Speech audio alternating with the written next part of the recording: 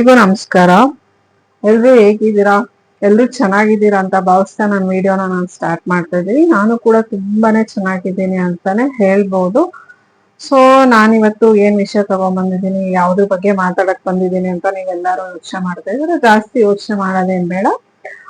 ಇವತ್ತು ಎಲ್ರಿಗೂ ತುಂಬಾನೇ ಹೆಲ್ಪ್ಫುಲ್ ಆಗಿರುವಂತಹ ಒಂದು ವಿಡಿಯೋನ ನಾನು ಮಾಡ್ತಾ ಇದ್ದೀನಿ ಅಂತಾನೆ ಹೇಳ್ಬೋದು. ಅದೇನಪ್ಪಾ ಅಂತಂದ್ರೆ ಇವಾಗೆಲ್ಲ ನಾವು ತಿನ್ನೋ ಪ್ರತಿ ಒಂದು ಆಹಾರದಲ್ಲೂ ಕೆಮಿಕಲ್ ಅನ್ನೋದು ನಮಗೆ ಗೊತ್ತಿಲ್ದೇನೋ ನಮ್ಮ ಬಾಡಿ ಒಳಗಡೆ ಸ್ಟೋರ್ ಆಗ್ತಾನೇ ಇರುತ್ತೆ. ಅದು ಕೆಲವು ನಮ್ಗೆ ಗೊತ್ತಾದ್ರೂ ಏನು ಮಾಡಕ್ಕಾಗಲ್ಲ, ನಾವು ತಿಂದಿರ್ತೀವಿ. ಇನ್ನ ಕೆಲವು ನಮಗೆ ಗೊತ್ತಿಲ್ದೇನೆ, ಇವಾಗ ನೀವು ಎಕ್ಸಾಂಪಲ್ ಹಾಲಂತ ತಗೊಳ್ಳಿ. ಹಾಲು ಎಲ್ಲಾನು ಫುಲ್ ಪ್ರೊಸೆಸಿಂಗ್ ಆಗಿ ಆಮೇಲೆ ಪ್ಯಾಕಿಂಗ್ ಆಗಿ ಬರುತ್ತೆ. ಪ್ಯಾಕಿಂಗ್ ಅಲ್ಲಿ ವಿತೌಟ್ ಪ್ರಿಸರ್ವೇಟಿವ್ಸ್ ಅವ್ರು ಪ್ಯಾಕ್ ಮಾಡಿದ್ರೆ ಹಾಲು ಹಾಳಾಗೋ ಚಾನ್ಸಸ್ ಇರುತ್ತೆ. ಇವಾಗ ಎಕ್ಸಾಂಪಲ್ ನಾವೇ ಮನೇಲಿ ಒಂದು ಫ್ರೆಶ್ ಮಿಲ್ಕ್ ತಗೊಬಂದು ಒಂದು ದಿನ ಹಾಗೆ ಇಟ್ಬಿಟ್ಟು, ಇಲ್ಲ ಬೆಳಗ್ಗೆಯಿಂದ ಸಂಜೆವರೆಗೂ ಇಟ್ಬಿಟ್ಟು ಸಂಜೆ ಬಾಯ್ಲ್ ಮಾಡಕ್ ಹೋದ್ರೆ ಅದು ಹಾಳಾಗುತ್ತೆ. ಅಂದ್ರೆ ಅದು ಪ್ರಿಸರ್ವೇಟಿವ್. ನಾವು ಫ್ರಿಜ್ ಅಲ್ಲಿ ಇಟ್ಟು ಆತರ ಯೂಸ್ ಮಾಡಿದ್ರೇನೆ ಮಾತ್ರ ಅದು ಹಾಲು ಚೆನ್ನಾಗಿರುತ್ತೆ. ಅದೇ ತರ ಹಾಲು ಅಂತಲ್ಲ, ಇವನ್ ತರಕಾರಿ ಆಗ್ಬೋದು. ಇವಾಗ ಭೂಮಿಯಲ್ಲಿ ಕಂಟಿನ್ಯೂಸ್ ಆಗಿ ತರಕಾರಿ ಬೆಳಿತಾನೆ ಇರ್ತಾರೆ. 6 ತಿಂಗಳಿಗೊಂದು ಬೆಳಿತಾರೆ, ವರ್ಷಕ್ಕೊಂದು ಬೆಳಿತಾ ಇರ್ತಾರೆ. ಆತರ ಬೆಳಿತಾ ಇರ್ಬೇಕಾದ್ರೆ ಏನು ಅವರು ಔಷಧಿ ಮತ್ತೆ ಗೊಬ್ಬರ ಉಪಯೋಗಿಸ್ತೇನೆ ಯಾವ್ದೇ ತರಕಾರಿನೂ ಬರಲ್ಲ. ಅದೇನಾಗುತ್ತೆ, ಈಗ ಔಷಧಿ ಆಗ್ಲಿ ಗೊಬ್ಬರ ಆಗ್ಲಿ ಅದು ತರಕಾರಿ ಒಳಗಡೆ ಹೋಗುತ್ತೆ. ಮೇಲ್ಗಡೆ ಔಷಧಿ ಸ್ಪ್ರೇ ಮಾಡಿದಾಗ ಆ ಸ್ಪ್ರೇ ಮಾಡಿದ ಇದ್ದೇ ಇರುತ್ತೆ. ನಾವ್ ಅದನ್ನ ತಗೊಂಬಂದು ಉಪ್ಪಾಕಿ ನೀಟಾಗಿ ತೊಳೆದು ಯೂಸ್ ಮಾಡಿದ್ರೆ ಬಾಡಿ ಒಳಗಡೆ ಕೆಮಿಕಲ್ ಏನು ಹೋಗಲ್ಲ ಅಂತ ಹೇಳ್ಬೋದು. ಅದೊಂದು ಅಂತಲ್ಲ, ಇವನ್ ಕಾಳುಗಳಾದ್ರೂ ಅಷ್ಟೇ. ಇವಾಗ ನಾವೇ ನಮ್ ತೋಟದಲ್ಲಿ ನಮ್ಮ ಹೊಲದಲ್ಲಿ ಕಾಳುಗಳನ್ನ ಬೆಳೆದು ವಿತೌಟ್ ಪ್ರಿಸರ್ವೇಟಿವ್ಸ್ ಹಾಗೆ ಇಟ್ವಿ ಅಂದ್ರೆ 1 ವೀಕ್ ಬೇಡ 1 ಮಂತ್ 2 ಮಂತ್ಸ್ ಒಳಗಡೆ ಅದೆಲ್ಲ ಹುಳ ಬಂದೋಗ್ಬಿಡುತ್ತೆ. ಸೊ ಈ ವರ್ಷ ಬೆಳೆದಿದ್ದನ್ನ ನೆಕ್ಸ್ಟ್ ಇಯರ್ ವರ್ಗು ಅವರು ಸ್ಟೋರ್ ಮಾಡ್ಬೇಕಂದ್ರೆ ಅದ್ರ ಮೇಲ್ಗಡೆ ಏನಾದ್ರೂ ಹುಳ ಆಗದೆ ಇರೋ ತರ ಏನಾದ್ರೂ ಯೂಸ್ ಮಾಡ್ಲೇಬೇಕು. ಸೊ ಅದು ಏನು ಕೆಮಿಕಲ್ಸ್. ಈ ತರ ಎಲ್ಲಾ ಕೆಮಿಕಲ್ಸ್ನು ನಾವು ಎಲ್ಲಾನು ಒಂದೊಂದ್ಸಲ ಬರಿಯಲ್ಲಿ ತರಕಾರಿ ನೀಟಾಗಿ ತೊಳಿದೇನೆ ಅಡಿಗೆ ಮಾಡ್ಬೋದು. ಇಲ್ಲ ಕಾಳುಗಳನ್ನ ಎಲ್ಲಾನು ನೀಟಾಗಿ ತೊಳಿದೇನೆ ಅಡಿಗೆ ಮಾಡ್ಬೋದು. ಇವಾಗ ಪರ್ಪಸ್ಫುಲಿ ಆಗದೆ ಅಂದ್ರೂ ಏನೋ ಬರಿ ಇರುತ್ತೆ, ಎಲ್ಲೋ ಹೋಗ್ಬೇಕಾಗಿರುತ್ತೆ, ಏನೋ ಮಾಡ್ಬೇಕಾಗಿರುತ್ತೆ. ಆ ಟೈಮಲ್ಲಿ ಬೈ ಮಿಸ್ಟೇಕ್ ಆಗಿ ಅದು ನಮ್ಮ ಬಾಡಿ ಒಳಗಡೆ ಹೋಗಿರ್ಬೋದು. ಇವಾಗ ನೋಡಿ ಕಲ್ಲಂಗಡಿ ಹಣ್ಣು ಎಕ್ಸಾಂಪಲ್. ಕಲ್ಲಂಗಡಿ ಹಣ್ಣು ಬೆಳೆಯೋ ರೈತ ಏನು ಮಾಡಲ್ಲ. ಅವನು ನಾನ್ ಬೆಳೆದಿರೋ ಬೆಳೆಗೆ ಒಂದು ಬೆಲೆ ಸಿಕ್ಕಿ ಅದು ಸೇಲ್ಸ್ ಆದ್ರೆ ಸಾಕಪ್ಪ ಅಂತ ಅವನು ಸೇಲ್ಸ್ ಮಾಡಕ್ಕೆ ಅದನ್ನ ಬೆಳ್ಕೊಂಡು ಕಾಯ್ತಾ ಇರ್ತಾನೆ. ಈ ಮಧ್ಯವರ್ತಿಗಳು ಏನ್ ಮಾಡ್ತಾರೆ, ಅಲ್ಲಿಂದ ತಗೊಂಬಂದು ಅದ್ರೊಳಗಡೆ ಇಂಜೆಕ್ಷನ್ ಮಾಡಿ ಆತರ ಮಾಡೋದ್ರಿಂದ ಈ ಜನಗಳಿಗೆ ಡಿಸೀಸಸ್ ಜಾಸ್ತಿ ಆಗುತ್ತೆ. ಅದಾದ್ಮೇಲೆ ಇದು ಯಾರಾದ್ರೂ ಒಬ್ರು ತಗೊಂಬಂದಿರೋ ಕಲ್ಲಂಗಡಿ ಹಣ್ಣಲ್ಲಿ ಕಲರ್ ಮಿಕ್ಸ್ ಆಗಿತ್ತು ಅಂತ ಹೇಳ್ಬಿಟ್ಟು ಅವ್ರು ಸ್ವಲ್ಪ ವಿಡಿಯೋಸ್ ಮಾಡ್ಬಿಟ್ಟು ಅಪ್ಲೋಡ್ ಮಾಡಿದ್ರು ಅಂತ ಅನ್ಕೊಂಡ್ರೆ ಅದೇನಾಗುತ್ತೆ, ಅದು ರೈತರಿಗೂ ಎಫೆಕ್ಟ್ ಆಗುತ್ತೆ. ಆಮೇಲೆ ಬೆಳೆದಿರೋ ಬೆಳೆಗೂ ಬೆಲೆ ಸಿಗಲ್ಲ. ಈ ತರನು ಆಗುತ್ತೆ. ಯಾರೋ ಒಬ್ರು ಮಾಡೋ ಇದ್ರಿಂದ ಎಲ್ಲಾರ್ಗು ಎಫೆಕ್ಟ್. ಏನಂತಂದ್ರೆ ಯಾರೋ ಒಬ್ರು ಏನೋ ಒಂದು ಫ್ರೂಟ್ ಒಳಗಡೆ ಒಂದ್ ಹತ್ರ ಫ್ರೂಟ್ ಒಳಗಡೆ ಎಲ್ಲೋ ಇಂಜೆಕ್ಷನ್ ಮಾಡಿರ್ತಾರೆ. ಅದು ಯಾರ ಕೈಲೋ ಸಿಕ್ಕಿರುತ್ತೆ, ನಮಗೆ ಗೊತ್ತಿದ್ದೋ ನಾವೂನು ತಿಂದಿರ್ತೀವಿ, ನಮಗೆ ಗೊತ್ತಾಗಿರಲ್ಲ.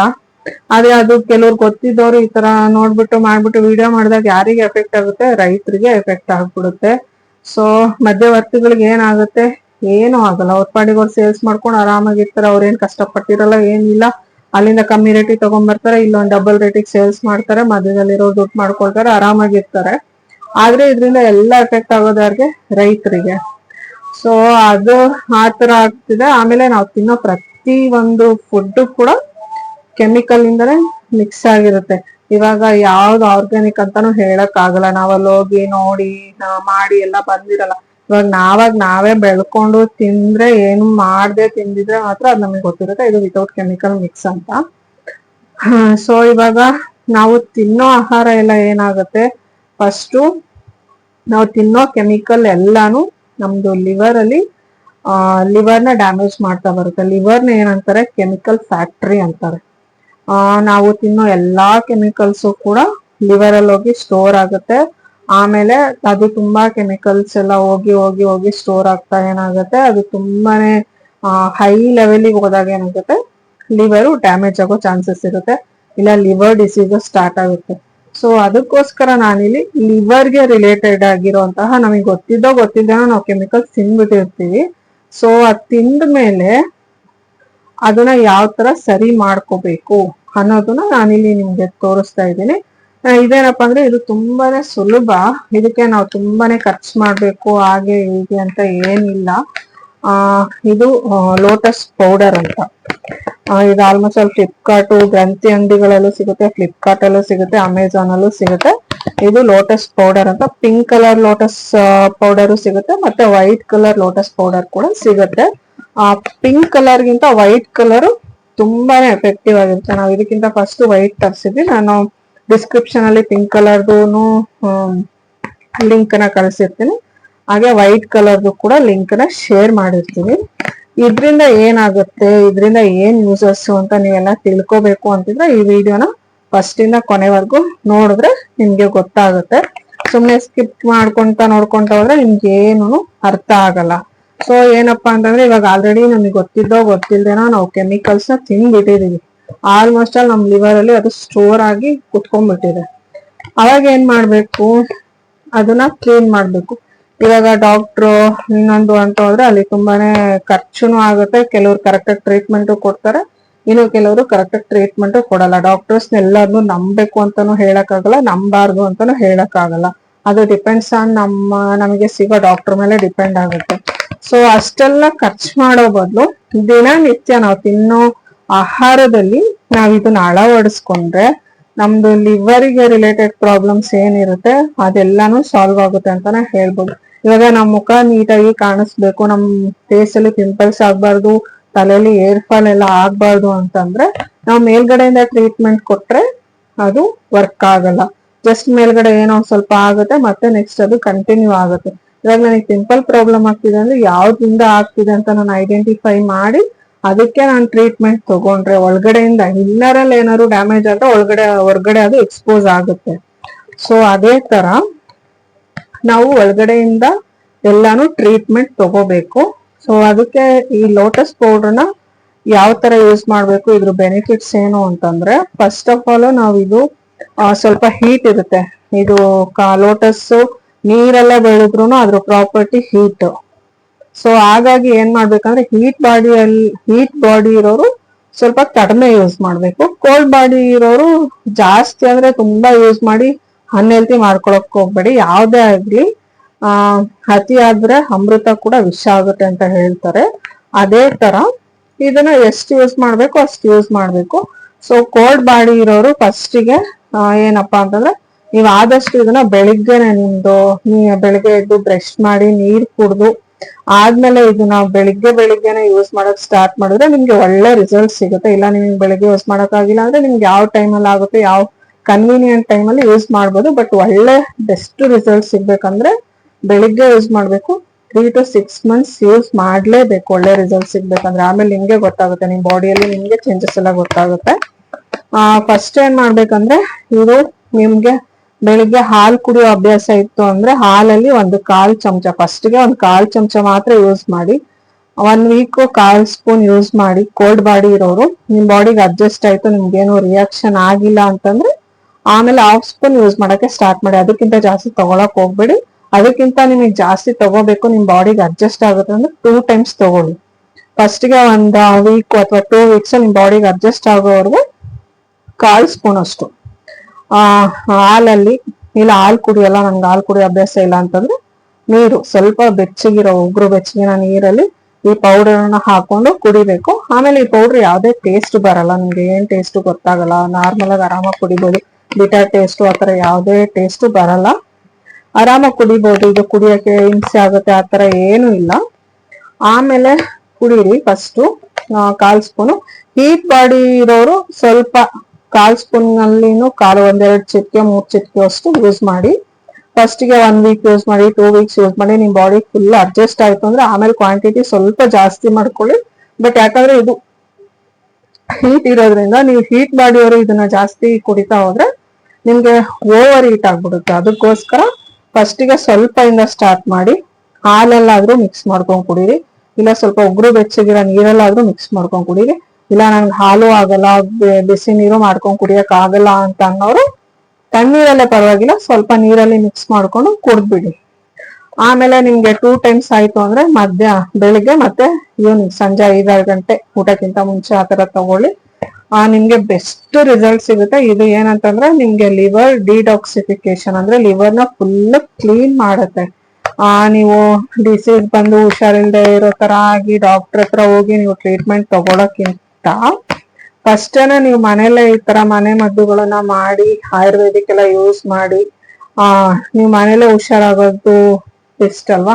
ಇದು ಬರೀ ಲಿವರ್ ಕ್ಲೀನ್ ಮಾಡುತ್ತೆ ಅಂತಲ್ಲ, ನಮ್ ಬಾಡಿಯಲ್ಲಿ ಲಿವರ್ ಕ್ಲೀನ್ ಆಯ್ತು, ನಮ್ ಲಿವರ್ ಚೆನ್ನಾಗಿತ್ತು ಅಂದ್ರೆ ನಮ್ ಬಾಡಿಯಲ್ಲಿ ಇರೋ ಎಲ್ಲಾ ಆರ್ಗನ್ಸ್ ಚೆನ್ನಾಗೇ ಇರುತ್ತೆ.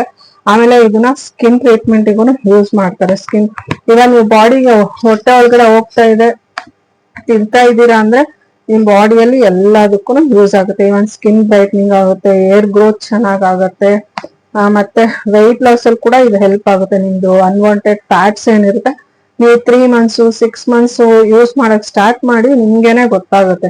ನಿಮ್ದು ಫ್ಯಾಟ್ ಎಲ್ಲ ಬರ್ನ್ ಆಗುತ್ತೆ, ತುಂಬಾ ಅನ್ವಾಂಟೆಡ್ ಫ್ಯಾಟ್ಸ್ ಏನಿರುತ್ತೆ ಅದೆಲ್ಲ ಕೂಡ ಬರ್ನ್ ಆಗುತ್ತೆ. ಮತ್ತೆ ಸ್ವಲ್ಪ ವೆಯ್ಟ್ ಲಾಸ್ ಕೂಡ ಆಗುತ್ತೆ. ತುಂಬಾ ವೆಯ್ಟ್ ಲಾಸ್ ಆಗುತ್ತೆ ಅಂತ ನಾನು ಹೇಳಕ್ ಹೋಗಲ್ಲ, ಸ್ವಲ್ಪ ವೆಯ್ಟ್ ಲಾಸ್ ಆಗುತ್ತೆ. ನೀವು ಬೇಕಾದ್ರೆ ಇದನ್ನ 3 months ಕಂಟಿನ್ಯೂಸ್ ಆಗಿ ಯೂಸ್ ಮಾಡಿ ನೀವು ಸ್ಕ್ಯಾನಿಂಗ್ ಹೋಗಿ ನೋಡಿ, ನಿಮ್ಗೆ ಗೊತ್ತಾಗುತ್ತೆ. ಇದು ಯಾಕಂದ್ರೆ ಇದು ನಮ್ಮ ಮನೇಲಿ ನನ್ನ ಹಸ್ಬೆಂಡ್ ಪರ್ಸನಲಿ ಅವರು ಅರೌಂಡ್ 6 months ಇಂದ ಇನ್ನೂ ಯೂಸ್ ಮಾಡ್ತಾನೆ ಇದ್ದಾರೆ. 2 months ಯೂಸ್ ಮಾಡಿ ಅದಕ್ಕಿಂತ ಮುಂಚೆ ಸ್ಕ್ಯಾನಿಂಗ್ ಮಾಡಿಸಿದಾಗ ಅವ್ರಿಗೆ ಫ್ಯಾಟಿ ಲಿವರ್ ಅಂತ ಬಂದಿತ್ತು. ಸೊ ಇದನ್ನ 2 months ಯೂಸ್ ಮಾಡಿದ್ರು. ಅವ್ರಿಗೆ ಯಾರೋ ಹೇಳಿದ್ರು, ಅಂದ್ರೆ ಅವರ ಮಾಮ ಹೇಳಿದ್ರು ಈ ತರ ಇದೆ ಲಿವರ್ ಡಿಟಾಕ್ಸಿಫಿಕೇಶನ್ ಅಲ್ಲಿ ತುಂಬಾ ಹೆಲ್ಪ್ ಆಗುತ್ತೆ ಅಂತ. ಸೊ ಅದಾದ್ಮೇಲೆ ಅವರು ತಗೊಂಡು ಇದನ್ನ 2 months ಯೂಸ್ ಮಾಡಿದ್ರು. 2 months ಯೂಸ್ ಮಾಡಿ ಆದ್ಮೇಲೆ ಮತ್ತೆ ಅವರು ಸ್ಕ್ಯಾನಿಂಗ್ ಅಂತ ಹೋದಾಗ ಸ್ಕ್ಯಾನಿಂಗ್ ಅಲ್ಲಿ ಅವ್ರಿಗೆ ಫ್ಯಾಟಿ ಲಿವರ್ ಇದ್ದು ನಾರ್ಮಲ್ ಆಗಿ ಹೋಗ್ಬಿಟ್ಟಿದೆ ಇವಾಗ ಅವ್ರದ್ದು. ಮತ್ತೆ ವೆಯ್ಟ್ ಕೂಡ ಅರೌಂಡ್ 2 months ಅವ್ರಿಗೆ 3 kg ವೆಯ್ಟ್ ಕೂಡ ಲಾಸ್ ಆಯ್ತು. ಸೊ ಅವಾಗ ಗೊತ್ತಾಯ್ತು ನಮ್ಗೆ ಇದರಿಂದ ಅಷ್ಟು ಎಫೆಕ್ಟಿವ್ ಆಯ್ತು, ಇದು ಅಷ್ಟು ಚೆನ್ನಾಗಿ ಬರೀ 2 months ಅವ್ರಿಗೆ ಒಳ್ಳೆ ರಿಸಲ್ಟ್ ಕೊಟ್ಟು. ಆಮೇಲೆ ಅವತ್ತಿಂದ ಅವ್ರು ಇವತ್ತಿವರೆಗೂ ಬೆಳಿಗ್ಗೆ ಅವರು ಈವ್ನಿಂಗ್ ಎಲ್ಲ ತಗೊಳಲ್ಲ, ಬೆಳಿಗ್ಗೆ ಅವ್ರ ಕೋಲ್ಡ್ ಬಾಡಿ ಆಗಿರೋದ್ರಿಂದ ಡೈಲಿ 1/4 ಸ್ಪೂನ್ ಗಿಂತ ಸ್ವಲ್ಪ ಜಾಸ್ತಿ ತಗೊಳ್ತಾರೆ. 1/2 ಸ್ಪೂನ್ ಎಲ್ಲ ತಗೊಳಲ್ಲ, 1/4 ಸ್ಪೂನ್ ಇಲ್ಲ 1/4 ಸ್ಪೂನ್ ಗಿಂತ ಸ್ವಲ್ಪ ಜಾಸ್ತಿ ಡೈಲಿ ಯೂಸ್ ಮಾಡ್ತಾರೆ. ಸೊ ಅವ್ರಿಗೆ ಒಳ್ಳೆ ರಿಸಲ್ಟ್ ಕೊಟ್ಟಿದೆ. ಆಮೇಲೆ ನಾನು ಕೂಡ ಯೂಸ್ ಮಾಡಿದೆ, ನನ್ಗೂ ಫ್ಯಾಟಿ ಲಿವರ್ ಇತ್ತು, ನನ್ಗೆ PCOD ಪ್ರಾಬ್ಲಮ್ ಇದ್ದಿದ್ರಿಂದ ಫ್ಯಾಟಿ ಲಿವರ್ ಕೂಡ ಇತ್ತು. ನಾನು ಯೂಸ್ ಮಾಡಿ ನನ್ಗೂ ಒಳ್ಳೆ ರಿಸಲ್ಟ್ ಕೊಡ್ತು ಅಂತಾನೆ ಹೇಳ್ಬೋದು. ನನ್ಗೂ ಕೂಡ ಒಂದು 2.5 kg ವೆಯ್ಟ್ ಲಾಸ್ ಆಯ್ತು. ನಾನು 4 months ಇಂದ ಕಂಟಿನ್ಯೂಸ್ ಆಗಿ ಇದನ್ನ ಯೂಸ್ ಮಾಡ್ತಾನೆ ಇದ್ದೀನಿ. ಇದೇನು ತುಂಬಾನೇ ಕಾಸ್ಟ್ಲಿ ಅಂತಾನು ಹೇಳಕ್ ಆಗಲ್ಲ. ಇದು ನಾವು ಫಸ್ಟ್ ತರಿಸಿದ್ದು 200 grams 200 rupees plus 70 rupees delivery charges ಇತ್ತು. ನಾವು ಫಸ್ಟ್ಗೆ ಹೆಂಗಿರುತ್ತೆ ಏನು ಅಂತ ಹೇಳ್ಬಿಟ್ಟು ಕಡಿಮೆ ತರಿಸಿದ್ವಿ. ಅದು ಖಾಲಿ ಆದ್ಮೇಲೆ ಮತ್ತೆ ಇವಾಗ ನಾವು ಇದು ಅರೌಂಡ್ 1/2 kg ಇದೆ, 1/2 kg 500 rupees. ಇದು ಸ್ವಲ್ಪ ಅಷ್ಟೇ ಇರುತ್ತೆ, ಅದಕ್ಕಿಂತ ಕಡಿಮೆಗಂತೂ ಸಿಗಲ್ಲ. ಸೊ ವೈಟ್ ಲೋಟಸ್ ಪೌಡರ್ ತುಂಬಾನೇ ಎಫೆಕ್ಟಿವ್ ಆಗಿರುತ್ತೆ. ನೀವು ಸ್ವಲ್ಪ ಕಾಸ್ಟ್ಲಿ ಆದ್ರೂ ಪರವಾಗಿಲ್ಲ, 50 grams 50 rupees ಬರುತ್ತೆ. ಬಟ್ ಡೆಲಿವರಿ ಚಾರ್ಜಸ್ ಇದ್ದೇ ಇರುತ್ತೆ. ನೀವು ಅಮೆಝಾನ್ ಆಗ್ಲಿ ಫ್ಲಿಪ್ಕಾರ್ಟ್ ಅಲ್ಲಾಗ್ಲಿ ನೀವು ಸರ್ಚ್ ಮಾಡಿ ತರಿಸ್ಕೋಬಹುದು, ಇಲ್ಲ ನಾನು ಡಿಸ್ಕ್ರಿಪ್ಷನ್ ಹಾಕಿರ್ತೀನಿ, ಅಲ್ಲೂ ಕೂಡ ನೀವು ತರಿಸ್ಕೋಬಹುದು. ಬಟ್ ನೀವೆಲ್ಲಾನು ಅವ್ರು ಅದು ಯೂಸ್ ಮಾಡಿ ಇವ್ರು ಇದು ಯೂಸ್ ಮಾಡಿ ಅಂತ ಹೇಳ್ತಾರಲ್ಲ, ಅದೆಲ್ಲ ಯೂಸ್ ಮಾಡೋದಕ್ಕಿಂತ ನೀವ್ ಇದನ್ನೇ ಯೂಸ್ ಮಾಡಿದ್ರೆ ಒಳ್ಳೆ ರಿಸಲ್ಟ್ ಕೊಡುತ್ತೆ ಅಂತಾನು ಹೇಳ್ಬೋದು. ಆಮೇಲೆ ಯಾವುದೇ ಸೈಡ್ ಎಫೆಕ್ಟ್ ಕೂಡ ಇಲ್ಲ. ನೀವು ಫಸ್ಟ್ಗೆ ನಿಮ್ಗೆ ಆತರ ಡೌಟ್ ಇತ್ತು ಅಂದ್ರೆ ಸ್ಟಾರ್ಟಿಂಗ್ ಅಲ್ಲಿ ಸ್ವಲ್ಪ ಯೂಸ್ ಮಾಡಿ 1 week ಡಿಫ್ರೆನ್ಸ್ ನೋಡಿ. ಅದಾದ್ಮೇಲೆ 2 weeks ಯೂಸ್ ಮಾಡಿ, ಸ್ವಲ್ಪ ಕ್ವಾಂಟಿಟಿ ಜಾಸ್ತಿ ಮಾಡಿ 2 weeks ಯೂಸ್ ಮಾಡಿ. ಬಟ್ ಹೀಟ್ ಬಾಡಿ ಅವ್ರಿಗೆ ಎಫೆಕ್ಟ್ ಆಗುತ್ತೆ, ಯಾಕಂದ್ರೆ ನಂದು ಹೀಟ್ ಬಾಡಿ ನನಗೆ ಎಫೆಕ್ಟ್ ಆಯ್ತು. ಹಾಗಾಗಿ ಇದೆಲ್ಲ ತಿನ್ಬೇಕಾದ್ರೆ ಸ್ವಲ್ಪ ಮಜ್ಜಿಗೆ, ಮೊಸರು ಅಥವಾ ಕುಕ್ಕುಂಬರು ಆತರ ಕೋಲ್ಡ್ ಆಗಿರೋದನ್ನ ಸ್ವಲ್ಪ ತಿನ್ನೋದು ಅಭ್ಯಾಸ ಮಾಡ್ಕೊಳ್ಳಿ. ಇಲ್ಲ ಅಂತಂದ್ರೆ ಯೂಸ್ ಮಾಡೋದ್ರಲ್ಲಿ ಕಡಿಮೆ ಕ್ವಾಂಟಿಟಿ ಯೂಸ್ ಮಾಡಿ. ಬಟ್ ಇದರಿಂದ ಅಂತ ಸೈಡ್ ಎಫೆಕ್ಟ್ ಆತರ ಏನು ಇಲ್ಲ, ಒಳ್ಳೆ ರಿಸಲ್ಟ್ ಕೊಡುತ್ತೆ ಅಂತಾನೆ ಹೇಳ್ಬೋದು. ಲಿವರ್ ಡಿಟಾಕ್ಸಿಫಿಕೇಶನ್ ಅಲ್ಲಿ ಬೆಸ್ಟ್ ಮೆಡಿಸಿನ್ ಅಂತಾನೆ ಹೇಳ್ಬೋದು. ಇದು ಲಿವರ್ ಅಷ್ಟೇ ಅಂತಲ್ಲ, ಲಿವರು, ಸ್ಕಿನ್ನು, ಹೇರ್ ಪ್ರಾಬ್ಲಮ್ ಮತ್ತೆ ಅನ್ವಾಂಟೆಡ್ ಫ್ಯಾಟ್ ಬರ್ನಿಗೆ ಬೆಸ್ಟ್ ಮೆಡಿಸಿನ್ ಅಂತಾನೆ ಹೇಳ್ಬೋದು. ಐ ಹೋಪ್ ನಿಮ್ಮೆಲ್ರಿಗೂ ಈ ವಿಡಿಯೋ ಇಷ್ಟ ಆಗಿರುತ್ತೆ ಅಂತ ನಾನು ಭಾವಿಸ್ತೀನಿ. ನೀವೇನಾದ್ರೂ ಫಸ್ಟ್ ಟೈಮ್ ನನ್ನ ಚಾನಲ್ ನೋಡ್ತಾ ಇದ್ರೆ ದಯವಿಟ್ಟು ಸಬ್ಸ್ಕ್ರೈಬ್ ಮಾಡಿ, ವಿಡಿಯೋನ ಫಸ್ಟ್ ಇಂದ ಕೊನೆವರೆಗೂ ನೋಡಿ. ಇದೇ ತರ ಸಪೋರ್ಟ್ ಮಾಡ್ತಾ ಇರಿ. ನೀವು ಕೊಡೋ ಒಂದು ಲೈಕು ಕಮೆಂಟ್ ಇಂದ ನಾನು ಇನ್ನು ಇದೇ ತರ ಅತಿ ಹೆಚ್ಚು ಇನ್ಫಾರ್ಮೇಟಿವ್ ವಿಡಿಯೋಸ್ ಮಾಡೋದಕ್ಕೆ ಎನ್ಕರೇಜ್ಮೆಂಟ್ ಅಂತಾನೆ ಹೇಳ್ಬಹುದು. ಸೊ ನೀವು ನನಗೆ ಸಬ್ಸ್ಕ್ರೈಬ್ ಮಾಡಿ ನಂಗೆ ಸಪೋರ್ಟ್ ಮಾಡಿ ಅಂತ ಏನು ಹೇಳ್ತಾ ಇಲ್ಲ. ಸೊ ಹೆಲ್ತಿ ಆಗಿರೋದನ್ನ ತಿನ್ಬಿಟ್ಟು ಹೆಲ್ತಿ ಲೈಫ್ ಲೀಡ್ ಮಾಡಿ ಅಂತ ಕೇಳ್ಕೊಳ್ತಾ ಇದ್ದೀನಿ. ನೀವು ನಿಮ್ ವಿಡಿಯೋ ಇಷ್ಟ ಆಗಿರುತ್ತೋ ಬಿಟ್ಟಿರುತ್ತೋ ಅದು ನಿಮಗ್ ಸೆಕೆಂಡ್ರಿ. ನಾನು ಎಲ್ರಿಗೂ ಒಳ್ಳೆ ಮೆಸೇಜ್ ಕೊಡ್ಬೇಕು ಅನ್ನೋ ಪರ್ಪಸ್ ಇಂದ ನಾನು ಈ ವಿಡಿಯೋನ ಮಾಡಿದ್ದೀನಿ. ಸೊ ನಾನು ನನ್ನ ಫ್ಯಾಮಿಲಿಯಲ್ಲಿ ತುಂಬಾ ಜನ ನೋಡಿದೀನಿ, ತುಂಬಾ ಜನಕ್ಕೆ ಲಿವರ್ ಡಿಸೀಸು, ಮೊನ್ನೆ ಒಬ್ರು ಯಾರಿಗೋ ಲಿವರ್ ಪ್ರಾಬ್ಲಮ್ ಆಗಿ ಅವ್ರ ಹೊಟ್ಟೆ ಎಲ್ಲ ಊದ್ಕೊಂಡಿದೆ, ಈ ತರ ಎಲ್ಲ ಕೇಳ್ದೆ. ಸೊ ನಮಗೆ ಇದೆಲ್ಲ ಗೊತ್ತಿದ್ದು ನಾವು ಯೂಸ್ ಮಾಡಿ ನಮಗೆ ಒಳ್ಳೆ ರಿಸಲ್ಟ್ ಕೊಟ್ಟು ನಾವು ಜನಗಳಿಗೆ ಈ ತರ ಇನ್ಫಾರ್ಮೇಶನ್ ನ ಶೇರ್ ಮಾಡಿಲ್ಲ ಅಂತಂದ್ರೆ ಅದು ತಪ್ಪಾಗುತ್ತೆ ಅಂತ ನನಗೆ ಅನ್ನಿಸ್ತು. ಸೊ ಹಾಗಾಗಿ ನಾನು ನಿಮ್ ಜೊತೆ ಇದನ್ನ ಶೇರ್ ಮಾಡ್ತಾ ಇದ್ದೀನಿ. ವಿಡಿಯೋ ಲೈಕ್ ಮಾಡೋದು, ಕಮೆಂಟ್ ಮಾಡೋದು ಅದೆಲ್ಲ ನಿಮಗ್ ಬಿಟ್ಟಿದ್ದು. ಬಟ್ ಏನಾದ್ರೂ ಮಾಡಿ ಲೋಟಸ್ ಪೌಡರ್ನ ಡೈಲಿ ದಿನನಿತ್ಯ ನಿಮ್ ಜೀವನದಲ್ಲಿ ತಿನ್ನೋದನ್ನ ಅಳವಡಿಸ್ಕೊಳ್ಳಿ. ಲಿವರ್ ಪ್ರಾಬ್ಲಮ್ ಇಂದ ಸೊಲ್ಯೂಷನ್ ಪಡ್ಕೊಳ್ಳಿ. ನಾವು ತಿನ್ನೋ ಆಲ್ಮೋಸ್ಟ್ ನಾನು ಫಸ್ಟ್ಗೆನೆ ಹೇಳ್ದೆ, ಪ್ರತಿದಿನ ನಮಗೆ ಗೊತ್ತಿದ್ದೋ ಗೊತ್ತಿಲ್ದೇನೋ ನಾವು ಕೆಮಿಕಲ್ಸ್ ತಿಂತಾ ಇದೀವಿ. ಸೊ ತಿನ್ನೋ ಕೆಮಿಕಲ್ನ ಹೊರಗಡೆ ಹಾಕೋದಕ್ಕೆ ಇದು ತುಂಬಾನೇ ಹೆಲ್ಪ್ಫುಲ್ ಆಗುತ್ತೆ ಅಂತಾನೆ ಹೇಳ್ಬೋದು. ಸೊ ಇದು ಬಿಟ್ರೆ ಲೋಟಸ್ ಮಕ್ಕಾನ್ ಬರುತ್ತೆ. ಮಕ್ಕಾನು ತುಂಬಾ ಹೈಲಿ ಪ್ರೋಟೀನ್, ವಿಟಮಿನ್ಸ್ ಎಲ್ಲಾನು ತುಂಬಾನೇ ಇರುತ್ತೆ. ಅದ್ರ ಬಗ್ಗೆನೂ ನಾನು ಮುಂದಿನ ವಿಡಿಯೋದಲ್ಲಿ ಅದು ಡೀಟೇಲ್ಸ್ ಯಾವ ತರ ಯೂಸ್ ಮಾಡ್ಬೇಕು ಏನು ಅಂತ ಎಲ್ಲಾನು ನಾನು ಡೀಟೇಲ್ ಆಗಿ ಹೇಳ್ತೀನಿ. ಸೊ ಐ ಹೋಪ್ ಈ ವಿಡಿಯೋ ಎಲ್ರಿಗೂ ಇಷ್ಟ ಆಗಿರುತ್ತೆ ಅಂತ ನಾನು ಭಾವಿಸ್ತೇನೆ. Thanks for watching. See you in the next blog. ಧನ್ಯವಾದಗಳು.